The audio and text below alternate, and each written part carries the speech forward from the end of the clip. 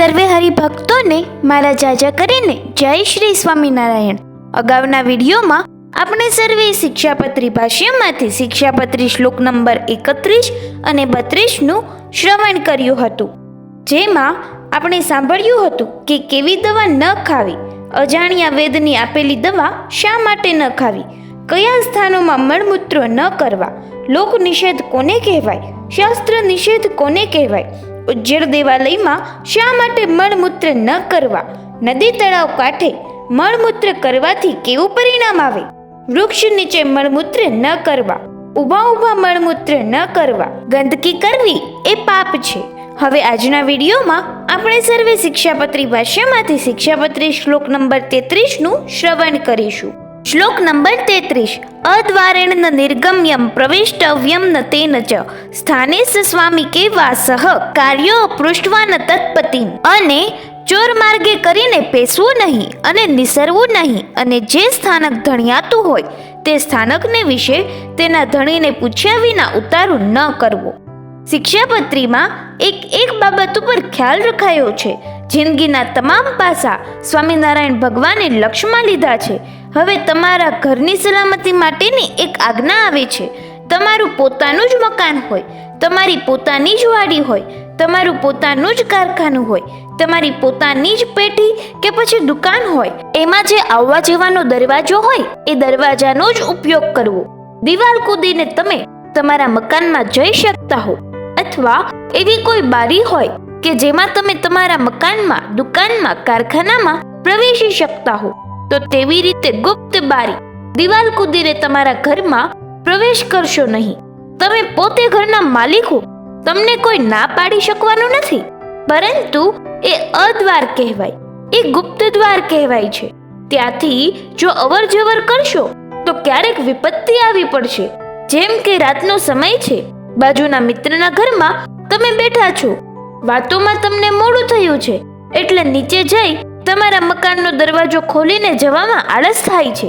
મિત્રના ઘરના 2 દાદરા ઉતરવા, તમારા ઘરના 2 દાદરા ચડવા, એના કરતા મિત્રના ઘરની અગાશીમાંથી તમારા ઘરમાં સીધા ઉતરી જવું તમને સરળ, સાનુકૂળ લાગે છે, પણ તેમ ન કરતા, કારણ કે એ રાતનો સમય છે।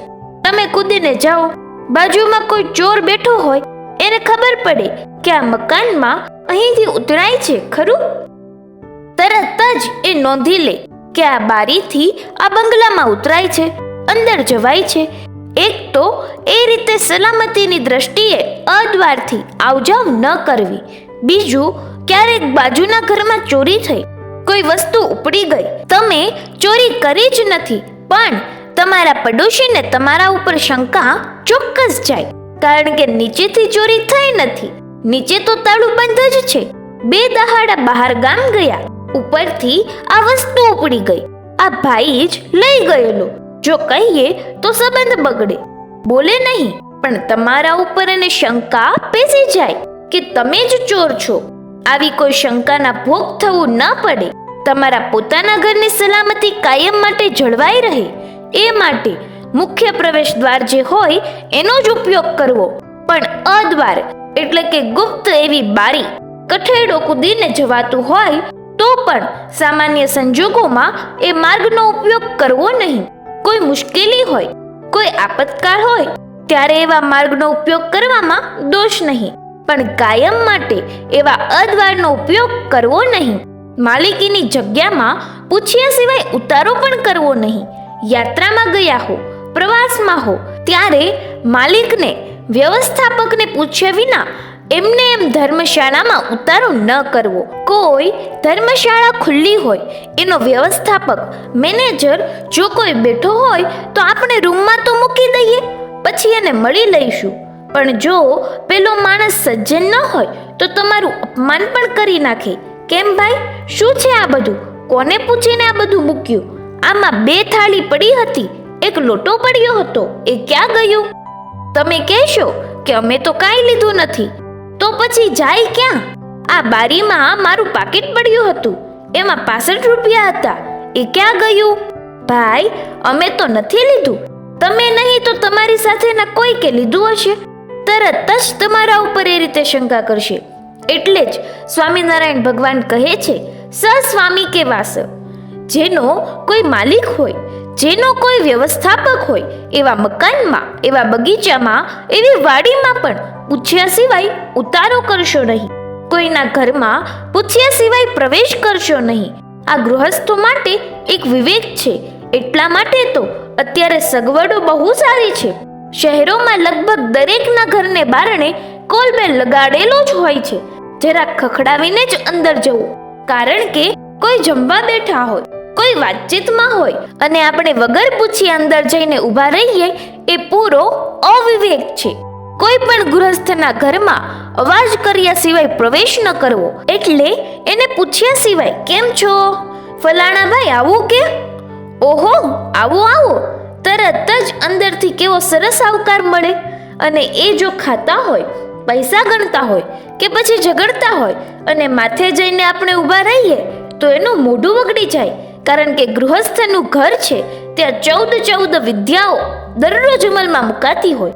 ક્યારેક ઝઘડો ચાલતો હોય, ક્યારેક કંઈક ચાલતું હોય, આપણે જઈને ઊભા રહીએ તો એ શરમાઈ જાય, એને સંકોચ થાય. એના મનમાં એમ થાય કે ક્યાંથી આવી ચડ્યો આ, અત્યારે ખાવા બેસવાની તૈયારી જ કરતા હતા ને, અને હવે કહેવું પડે કે બેસો બેસો. હવે પોતાના જેટલું જ બનાવ્યું હોય તો ગૃહસ્થના ઘરમાં જ્યારે પ્રવેશ કરવો ત્યારે સહેજ અવાજ કરીને, એને પૂછીને જ પ્રવેશ કરવો. કોઈની પથારીમાં સૂવું નહીં. મનુસ્મૃતિ એમ કહે છે કે બીજાની પથારીમાં ઊંઘશો નહીં. એમાં ઘણીવાર કાંઈનું કાંઈ અનિષ્ટ થઈ જવાનો સંભવ છે. અથવા કોઈની પથારી હોય, એ માનો કે ચામડીનો દર્દી હોય, રોગી હોય, એની પથારીમાં દર્દના ચેપી જીવાણુ ફરતા હોય. તમે સૂશો તો તમને એ રોગ લાગુ પડશે. માનસિક રીતે પણ માણસના વિચારના પરમાણુઓ અને જે વસ્તુઓનો ઉપયોગ તે કરતો હોય તેમાં હોય જ છે. ધ્યાન રાખજો, માણસ પથારીમાં સૂવે ત્યારે તે જો ભક્ત હશે તો સૂતા સૂતા એને ભગવાન યાદ આવશે. કદાચ એવાની પથારી મળી ગઈ તો સારી વાત છે. પણ પથારીમાં સૂનારો માણસ અનેક વિચારો કરતો હોય, અનેક પ્રકારના વાસનાના સંકલ્પ એને ઉદ્ભવતા હોય. કોઈની પથારીમાં સૂવું એ પહેલા ઘણો વિચાર કરવો. એટલે કાશીખંડમાં પણ એમ લખ્યું છે કે જમીન ઉપર સૂઈ જવું એમાં દોષ નહીં, પણ કોઈ બીજા માણસની પથારી વાપરવી નહીં. ગુરુના પગરખા કોઈ દિવસે પહેરવા નહીં. બીજાની થાળીમાં ભોજન કરવું નહીં. એટલે કે માંજી નાખો પછી વાંધો નહીં, પણ એમને એમ કોઈ જમીને ગયો હોય, મને તો ચાલે એમ કરીને કોઈ દિવસે બેસવું નહીં. હવે આ શ્લોકમાં એમ લખ્યું કે જેની માલિકીનું હોય એવા કોઈ સ્થળમાં એને પૂછ્યા સિવાય ઉતારો કરવો નહીં. તો માલિકી વગરના કોઈ સ્થળ હશે? વશિષ્ઠ ઋષિએ એમ લખ્યું છે કે આટલા સ્થળોનો કોઈ માલિક ગણાય નહીં. સાંભળજો, જંગલનો કોઈ માલિક ગણાય નહીં. ગમે ત્યાં ઉતરી શકો છો. નદી કિનારાનો કોઈ માલિક ગણાતો નથી. પહાડનો પણ કોઈ માલિક હોય નહીં. ગુફાનો કોઈ માલિક ગણાતો નથી. તીર્થ સ્થાનનો કોઈ માલિક ગણાય નહીં. મંદિરનો કોઈ માલિક ગણાય નહીં. એટલે આવીને જય સ્વામિનારાયણ કહીને થેલી મૂકી દેવી, કાંઈ વાંધો નહીં, કારણ કે એનો કોઈ માલિક ગણાય નહીં. આ શાસ્ત્રની વાતો છે. પછી વર્તમાન સમયમાં એના પણ કોઈ માલિક ગણાતા હોય તો પછી પૂછીને જ ઉતારો કરવો. અહીં આજનો વિડીયો પૂર્ણ થયો. જો વિડીયો પસંદ આવ્યો હોય તો વિડીયોને લાઈક કરજો, શેર કરજો, આ ચેનલને સબસ્ક્રાઇબ કરજો અને કોમેન્ટમાં જય શ્રી સ્વામિનારાયણ જરૂરથી લખજો.